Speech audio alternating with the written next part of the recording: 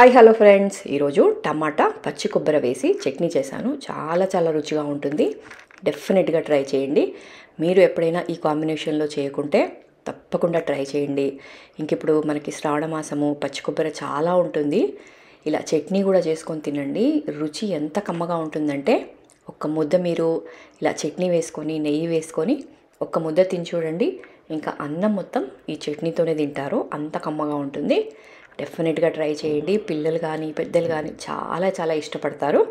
తప్పకుండా ట్రై చేయండి. ఇంకా ఇది చేసుకోవడం కూడా చాలా ఈజీ. ఇంకా ఎలా తయారు చేయాలో చూద్దాం.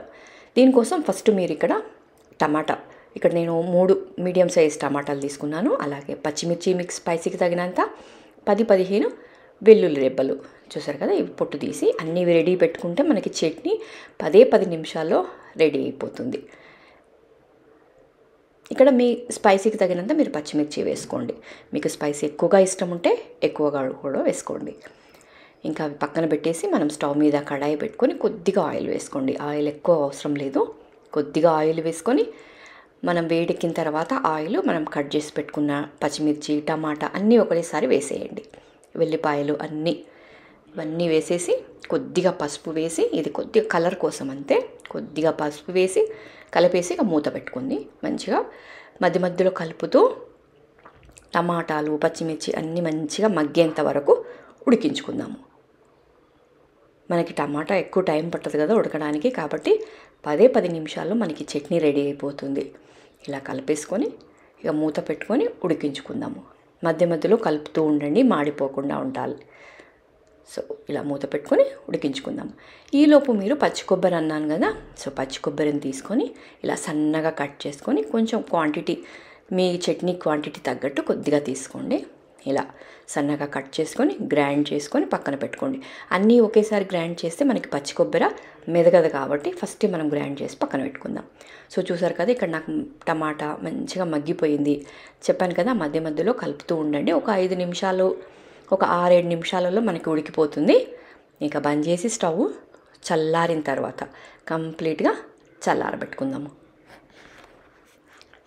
కంప్లీట్గా చల్లారిన తర్వాత మనం ఆల్రెడీ పచ్చి కొబ్బరి గ్రైండ్ చేసి పెట్టుకున్నాం కదా, అందులో ఈ చట్నీ వేసేసి మొత్తం పచ్చిమిర్చి సపరేట్గా అలా ఏం అవసరం లేదు, అంతా వేసేసి కొద్దిగా తగినంత ఉప్పు వేసి గ్రైండ్ చేసుకోండి. నీళ్ళు అవన్నీ ఏమీ వేయొద్దు.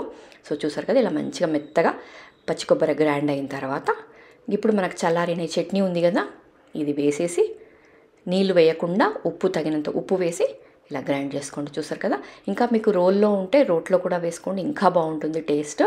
ఇలా కొంచెం కచ్చపచ్చగా గ్రైండ్ చేసుకోండి.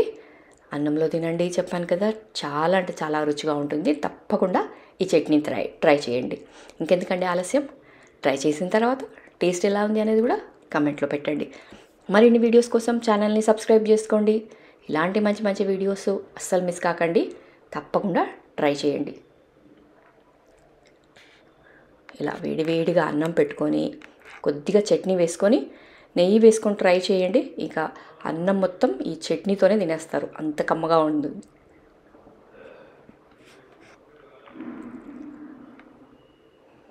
అలాగే వీడియో చూసిన తర్వాత మీకు నచ్చినట్టయితే ఈ వీడియోని మీ ఫ్రెండ్స్ అండ్ ఫ్యామిలీకి కూడా షేర్ చేయండి. వాళ్ళు కూడా ట్రై చేస్తారు కదా. సో తప్పకుండా ఛానల్ని సబ్స్క్రైబ్ కూడా చేసుకోండి. పక్కనే ఉన్న బెల్ సింబల్ ప్రెస్ చేస్తే నేను ఎప్పుడు వీడియోస్ పెట్టినా మీకు నోటిఫికేషన్ వస్తుంది. కాబట్టి తప్పకుండా నా ఛానల్లోని రెసిపీస్ అన్నీ ట్రై చేయండి.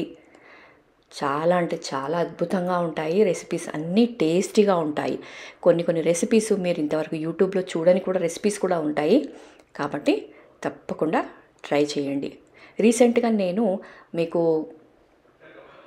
మునగాకుతో కర్రీ చేశాను, అది కూడా చాలా బాగుంటుందండి. తప్పకుండా చూడండి. ఎవరైనా చూడకుంటే చూడండి, మీకు లింక్ కూడా పెడతాను. తప్పకుండా చూడండి. ఇంకెందుకంటే ఆలస్యం, ఛానల్ని సబ్స్క్రైబ్ చేసుకోండి. మంచి రెసిపీస్ అస్సలు మిస్ కాకండి. మరిన్ని వీడియోస్ కోసం నా ఛానల్ని రెగ్యులర్గా ఫాలో అవ్వండి.